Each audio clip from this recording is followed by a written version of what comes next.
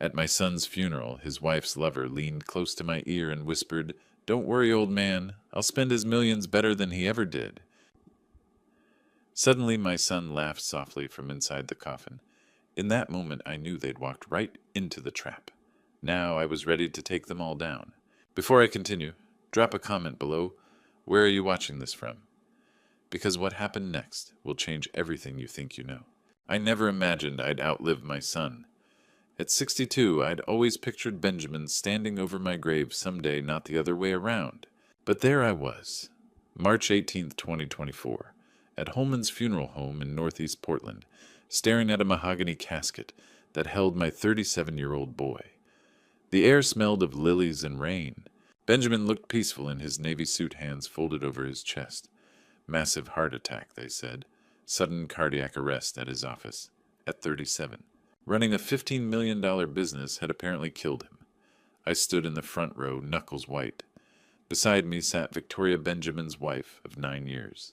She dabbed at her eyes with a tissue movements precise, even in grief. Black designer dress, dark hair pulled back perfectly. But something felt wrong. Her tears came at exactly the right moments. Her hand never quite reached for mine. Victoria's grief felt calculated. Then there was Bradley, Carson Benjamin's business partner. He stood near the back, expensive suit, perfectly tailored. Campbell Carson Enterprises had been their baby for a decade, Benjamin handling operations, Bradley managing finances. But Bradley wasn't watching the casket. He was watching Victoria. Every time she moved, his eyes followed. When she spoke to guests, he leaned forward. When she touched her hair, his jaw tightened. The service dragged on. When it came time for final goodbyes, I approached the casket. "I'm going to miss you, son," I whispered. "I'm sorry I couldn't protect you." Victoria approached next, placing a white rose on Benjamin's chest. The grieving widow playing her part perfectly. That's when Bradley appeared beside me. I hadn't noticed him approaching, but suddenly he was there close enough that I could smell his cologne. He leaned toward my ear. "Don't worry, old man," he whispered. "I'll make better use of that 15 million than he ever did." The words hit like a physical blow. I turned to stare at him, but his face was neutral, bored. Around us, the funeral continued. No one else had heard. Before I could react, he walked away toward the exit. My heart hammered. Why would Bradley say that? What did he know about Benjamin's money? And why did he sound so confident? I looked back at the casket. My son lying there peacefully, dead. And something about his death suddenly felt very wrong. Victoria was accepting condolences near the entrance, beautiful in her grief, but now I noticed things I'd missed. Her eyes never quite filled with tears. She checked her phone when she thought no one was looking. She and Bradley stood just a bit too close. The funeral home emptied. People patted my shoulder. "I'm so sorry for your loss, Henry." As the last guests filed out, I looked toward Victoria by the guest book. Her left hand rested on the table, and there, catching the light, was Benjamin's wedding ring. The simple gold band I'd helped him choose 9 years ago. The ring he wore every single day, the one he'd sworn he'd never take off. That ring was supposed to be on his finger, in the casket, but it wasn't. It was on Victoria's hand, on her right ring finger. As the guests left, I noticed something that made my blood run cold. Benjamin's wedding ring, the one he never took off, was on Victoria's finger, not his. Why would she take it before the burial? Unless she knew he wouldn't need it anymore. For reasons I was only beginning to understand, I didn't sleep that night. By dawn, I knew I had to find answers. At 7 a.m., I was driving through Portland's rain toward Legacy Good Samaritan Medical Center. If something was wrong with Benjamin's death, someone would have noticed. Dr. Emily Grant was younger than I expected, maybe early 40s, with tired eyes behind wire-rimmed glasses. When I introduced myself as Benjamin's father, her expression softened with sympathy. "I need to understand what happened," I said. "Benjamin was healthy. How does a 37-year-old man just drop dead?" She pulled up his file, frowning slightly. The autopsy showed massive cardiac arrest. His heart simply stopped. Was there anything unusual? Dr. Grant hesitated. The rigor mortis set in unusually fast. Typically it takes several hours, but your son's body showed advanced rigidity much sooner. What would cause that? Extreme physical exertion, certain medications, environmental factors. She paused. or if the time of death was reported incorrectly. My blood went cold. Incorrectly, your son was brought in by his business partner, who reported finding him around 6:30 p.m., but the physical evidence suggested he might have been deceased longer. Bradley. Bradley had made that call. By noon, I was at Campbell Carson Enterprises in the Pearl District. Nicole Davis, the receptionist, looked up with red-rimmed eyes. Mr. Campbell, I didn't expect. I wanted to see Benjamin's office. Her expression flickered. Mr. Carson said to keep it sealed. He's been here every night since it happened, working late going through files. Every night, going through Benjamin's files.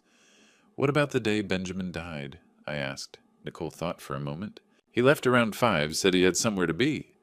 But then he called 911 at 6:30, saying he'd found Benjamin collapsed.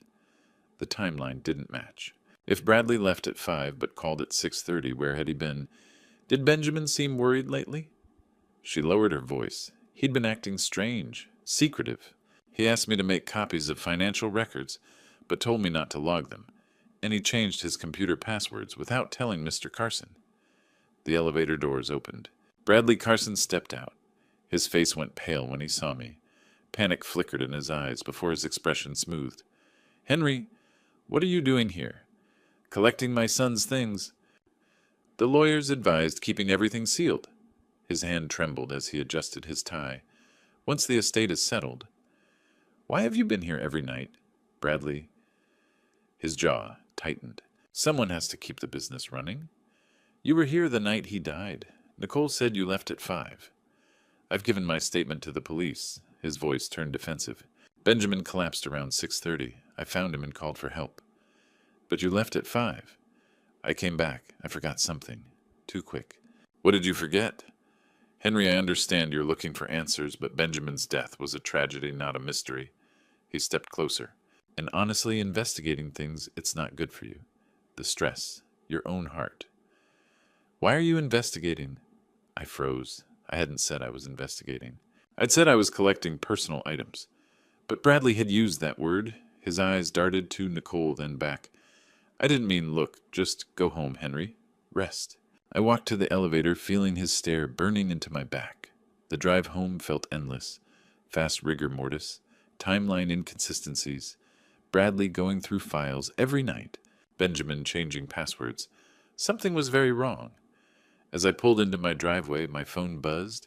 A text from an unknown number. Dad, I know you're looking for answers. Meet me at Mom's grave.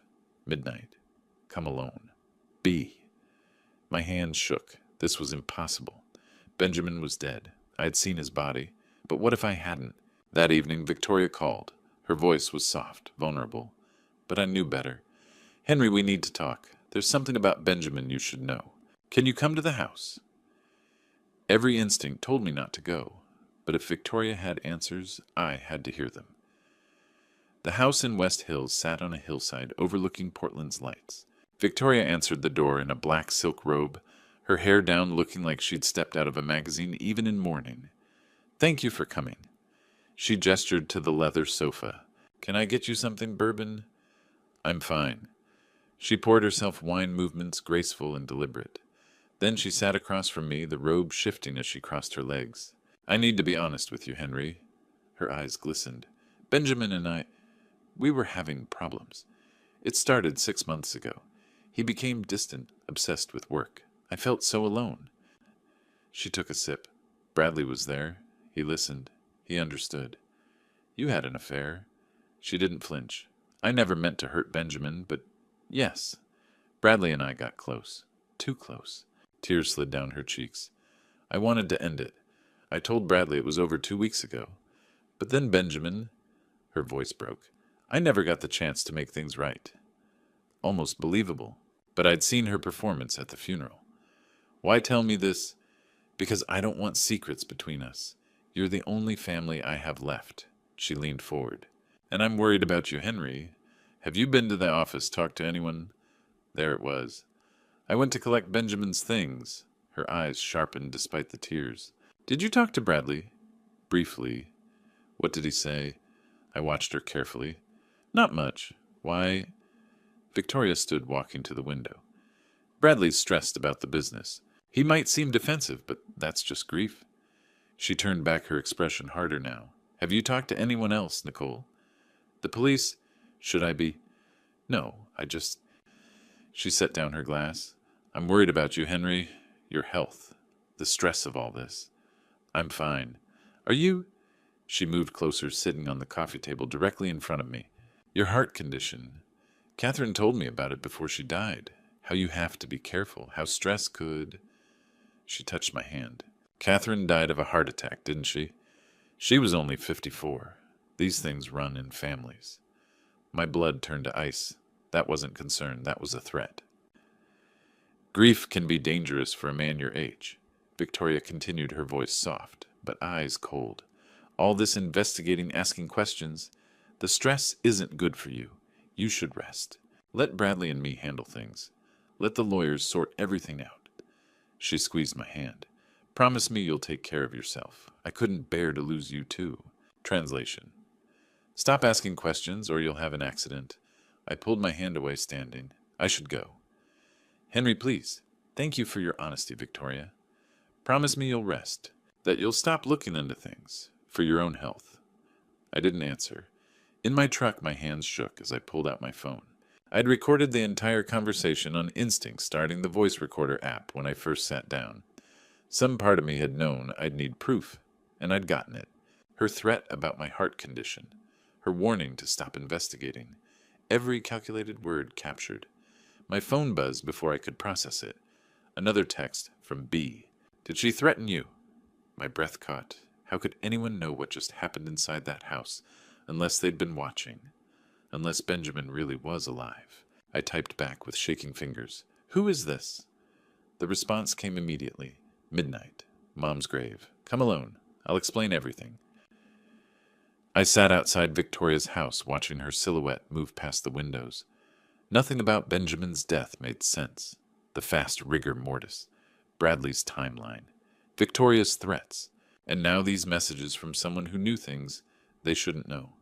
Tomorrow at midnight, at Catherine's grave, I would get answers. Even if those answers were impossible. The drive to Laurelhurst Cemetery felt like moving through a dream. Portland's midnight streets were empty rain tapping against my windshield. Catherine's grave sat beneath an old oak tree, and there in the shadows stood a figure I'd buried that morning. Benjamin! My son stepped into the light. Alive? Real? Dad, his voice cracked. I'm sorry you had to go through that funeral. I couldn't speak. He pulled me into an embrace that felt impossibly solid for a ghost. How? Dr. Richard Stone, my college roommate, he's a cardiologist. He helped me fake my death using a drug that mimics cardiac arrest. Temporary paralysis, undetectable heartbeat. Dr. Grant signed the death certificate based on symptoms. The funeral home never suspected. He pulled out his phone and played a video. Victoria and Bradley in an apartment. Once Benjamin's out, we split the $15 million, Bradley said. Insurance company assets, everything. And Henry, Victoria asked. Heart condition makes it easy. A little stress nature does the work. My blood ran cold. They've been planning this for 6 months, Benjamin said. Bradley embezzled $4.2 million over 2 years. I found the discrepancies and installed hidden cameras 3 weeks ago. And Victoria, his jaw tightened. Her journal.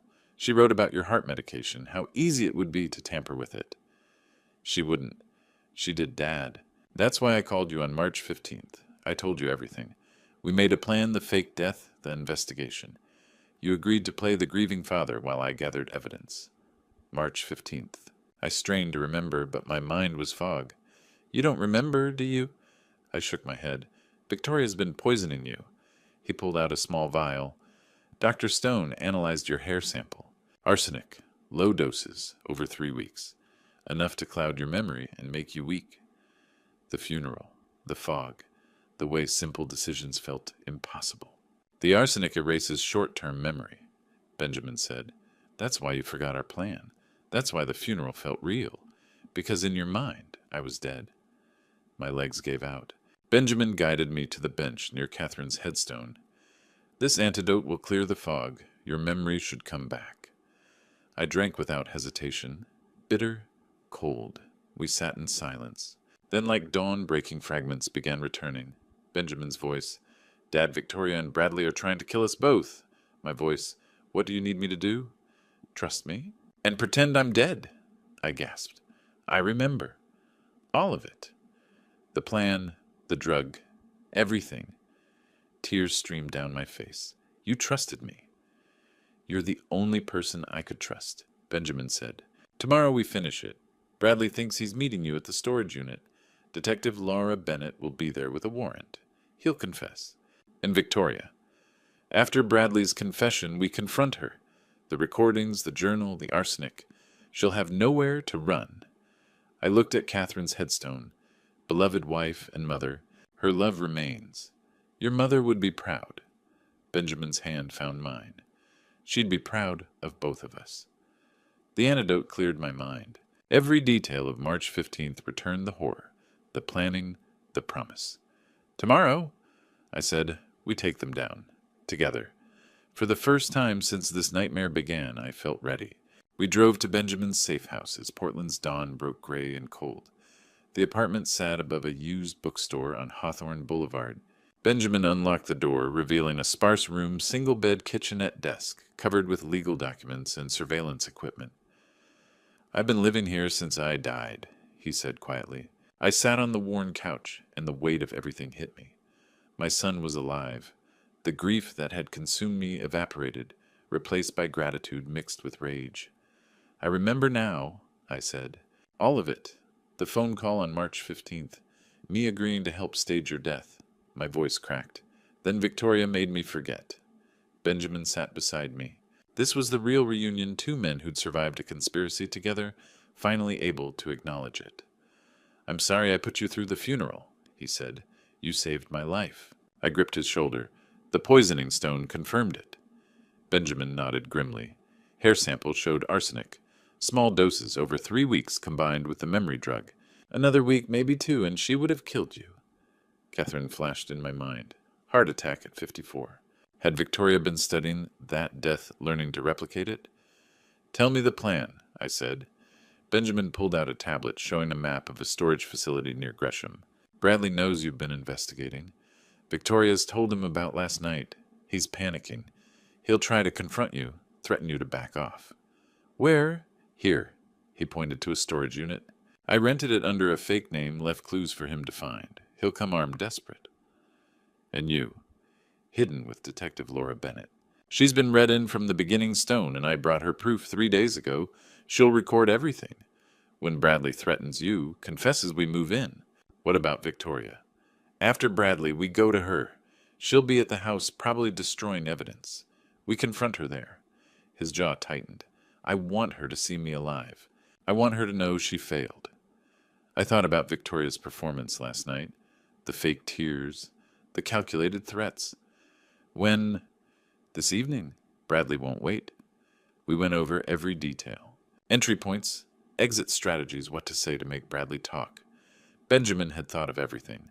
Around noon, he made coffee. For a moment, neither of us spoke. Then a memory surfaced clear now that the drugs had worn off.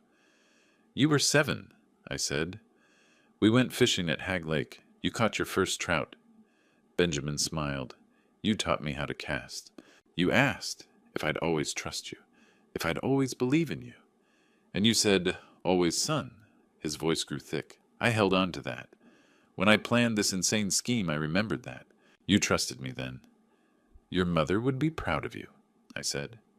Catherine's last words were, take care of your father. I think she knew somehow that you'd face something hard. And he had been. Even in fake death, he'd been protecting me. Dr. Stone arrived around 2 with final medical reports. The arsenic levels were significant, Mr. Campbell. Another 10 days and we'd be having a very different conversation. He handed me a bottle. These are your actual heart medications, uncontaminated. Victoria replaced them weeks ago. I stared at the bottle. Every pill I'd taken trusting her had been slowly killing me. Tonight, I said, tonight we end this. As dawn broke over Portland, Benjamin asked, are you ready? Dad? Bradley will be armed. This could be dangerous. I thought of Catherine, of the poison Victoria had fed me, of the son I'd almost lost. I've never been more ready in my life.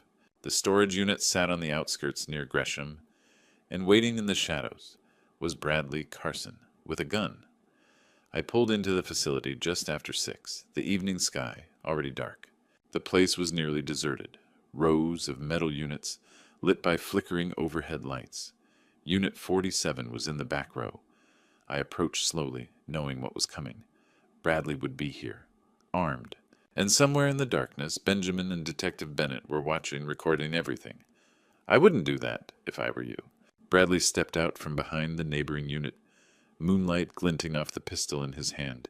He looked different. Suit rumpled, tie loosened, eyes wild. "Hello, Henry. I was wondering when you'd find this place." I kept my hands visible. "Benjamin told me about it." His eyes narrowed. "Benjamin's dead." "Is he—" The question hung in the air. Bradley's jaw clenched, realizing I knew something. "What did you do?" I just started asking questions. Questions you didn't want answered. You should have stayed out of this, old man. The gun trembled. "You should have just grieved and let us handle things." "Handle things like embezzling $4.2 million?" His face went white. "How did you—" "Benjamin found out 3 months ago. The offshore accounts. The falsified records. You knew he was going to expose you. He was going to destroy me. Everything I'd worked for, he was going to take it over some money that should have been mine anyway. So you decided to kill him. Victoria made it easy. She wanted out. She wanted the money. All I had to do was provide the means." My blood ran cold. "And me? What was the plan for me?" Bradley laughed harshly. "You're the last obstacle, Henry. Once you're gone, Victoria and I split everything. 15 million, the insurance payout, all of it." He stepped closer, gun pointed at my chest. "Your heart condition makes it perfect. Stress-induced cardiac arrest. No one would question it. You were going to murder me and make it look natural?" "I was going to, but you couldn't let it go. Had to play detective." His finger moved to the trigger. "Now it'll be messier. A robbery gone wrong. Old man at a storage unit. Tragic." "Do they—" The lights suddenly blazed on bright fluorescent overhead, flooding the entire row. Bradley spun and Benjamin stepped out from Unit 48. Phone held high, recording. Every word Bradley, every single word. Bradley's face went from confusion to horror. "No, you're supposed to be dead. Sorry to disappoint you." Bradley swung the gun toward Benjamin. "This isn't possible." "You saw what we wanted you to see," Benjamin said calmly. "What you needed to see to show your true colors. And you did. Embezzlement, conspiracy, attempted murder. You just threatened to kill my father, on camera." "Drop the weapon, Mr. Carson." Detective Laura Bennett emerged with 3 uniformed officers' guns drawn. "Drop it now." Bradley looked around, wildly surrounded. For a moment, I thought he might try to shoot. His finger tightened on the trigger. "Don't," I said quietly. "Don't make this worse." The gun clattered to the concrete. Officers forced him to the ground, snapping handcuffs around his wrists. As they hauled him up, something in him broke. "Victoria knew," he screamed. "She planned all of it. She's the one who wanted you both dead. She's getting ready to run. She has the money." I looked at Benjamin. "I know," he said quietly. "That's why we're going to her house next." Victoria's house in West Hills was dark, except for one light upstairs. Through the window, I could see her moving, frantically packing. We'd driven straight from the storage unit, Detective Bennett following. Benjamin texted, "Bradley's in custody, Victoria's next." We used Benjamin's key. The door opened silently. Inside was chaos. Papers scattered everywhere. A suitcase open on the floor. The sharp smell of gasoline. Benjamin and I exchanged a look. Gasoline meant she was burning evidence. We found her upstairs, shoving clothes into a designer bag. Cash stacks of it lay on the bed. $950,000. "Victoria!" She spun around at Benjamin's voice. Pure shock crossed her face. Her mouth opened, but no sound came. "No," barely a whisper. You're dead." Benjamin stepped into the light. "Sorry to disappoint you." For 3 seconds she just stared. Then shock became rage. "You bastard!" She lunged at him. "You set me up. You faked your death to trap me." Benjamin caught her wrists. "You tried to kill my father. Poisoned him for weeks." "He was in the way." She jerked free. "Everything was perfect until you started digging. We could have had 15 million, but you had to play detective. You conspired to murder us both for money. We deserved that money. I wasted 9 years married to you. 9 years pretending that money was compensation. She grabbed a gasoline container and lighter. You want evidence? It's all upstairs. One spark and it burns. Benjamin started forward. Don't. The lighter flicked on. I stepped between them. Victoria, please. I kept my voice gentle. This doesn't have to end in more tragedy. Her eyes darted to me confused. I know you're scared. I know Bradley manipulated you. I moved closer. But somewhere inside, you're not a killer. You made terrible choices out of loneliness and greed, but you're not beyond redemption. You don't know anything, she spat, but her voice wavered. Turn yourself in. Let the courts decide. Don't make this worse. I softened my tone. You were always kind to me in the beginning. That person is still inside you. I never wanted to hurt you, Henry. Real tears spilled down her cheeks, not calculated this time. You were always kind, even when I didn't deserve it.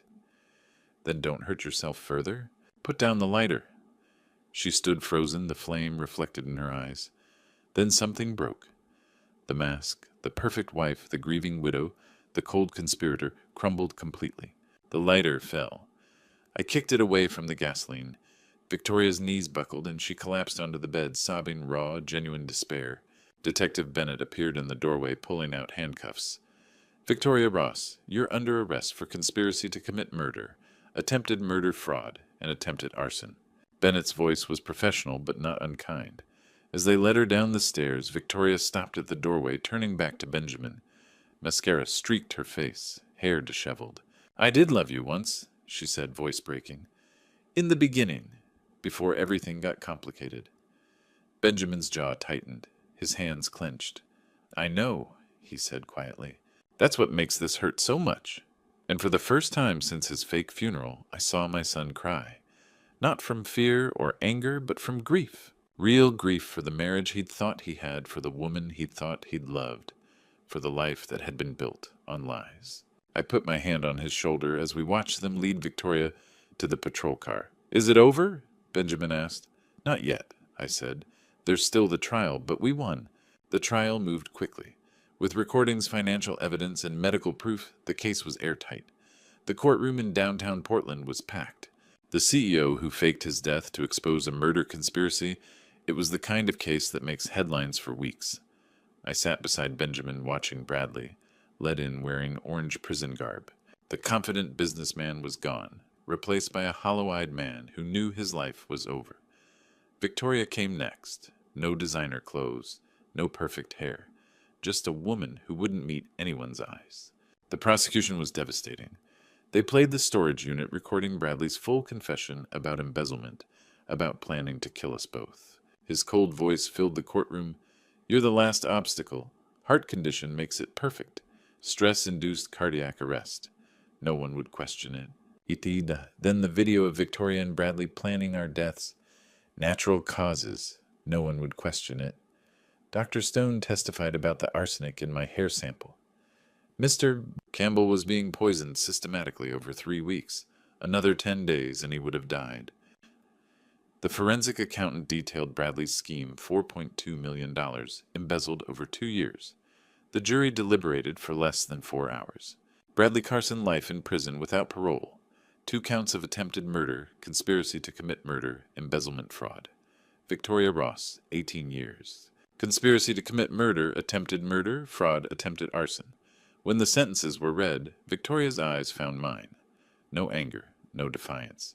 Just exhaustion and regret. Benjamin's legal resurrection took longer than the trial. Faking your death creates mountains of paperwork. But Dr.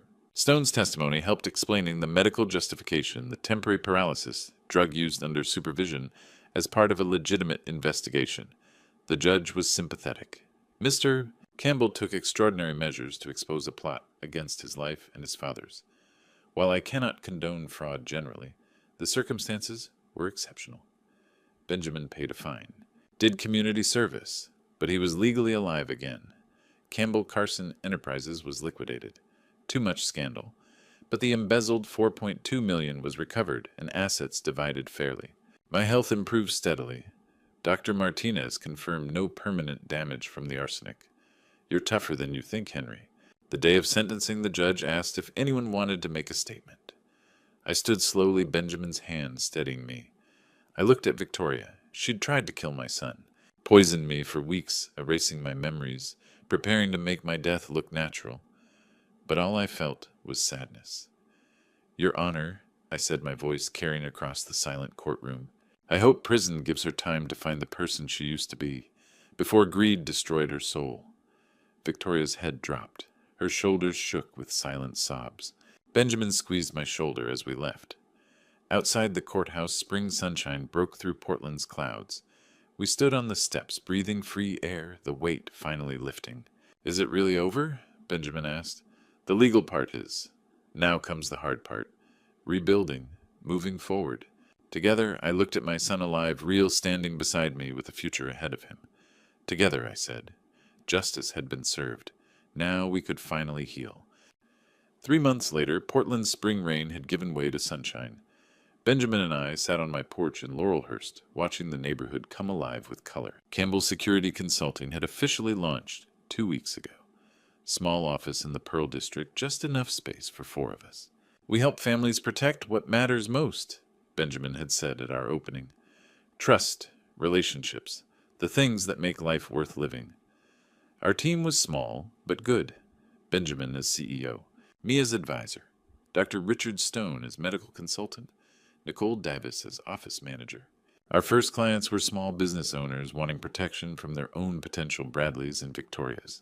We ran background checks, set up safeguards, taught people to recognize manipulation before it destroyed them. Smaller scale than $15 million deals, but infinitely more satisfying. We learned the hard way that money can't buy loyalty, Benjamin told clients, but trust is earned. Now with coffee in hand, Benjamin set down his cup. Dad, I never thanked you properly for trusting me, for risking your life. You're my son. That's what fathers do. I miss her, Catherine. I wish she could have seen this. She knows. She's proud of both of us. We sat in comfortable silence as the sun dipped lower. Somewhere in the city, Victoria was beginning year 1 of 18. Bradley would never see freedom again. But justice wasn't why we'd survived. Trust was. The hardest part was watching you grieve at the funeral, Benjamin said, knowing Victoria had poisoned your memories. I wanted to jump out of that casket. I'm glad you didn't. Would have ruined the plan. He laughed real laughter. The evening settled around us. Fireflies flickered in Catherine's rose garden, the peaceful rhythm of ordinary life. This was what we'd fought for. Not millions or empires, just this father and son, safe, alive, free. People ask me if I regret it. Standing at my son's funeral, lying to everyone, betting everything on a dangerous plan. The answer is simple. No. Because Benjamin taught me that sometimes love means trusting someone even when the world says you're crazy. Sometimes family means standing together against impossible odds. And sometimes the only way to expose darkness is to walk through it without fear. Catherine once told me that family isn't just about blood. It's about who you'd trust with your life while you're still living it. The coffee in my hand was warm. Benjamin's laughter was real. The Portland sun felt like absolution. We had faced betrayal, survived conspiracy, and come out stronger. Not because we were perfect, but because when it mattered most, we chose to trust each other.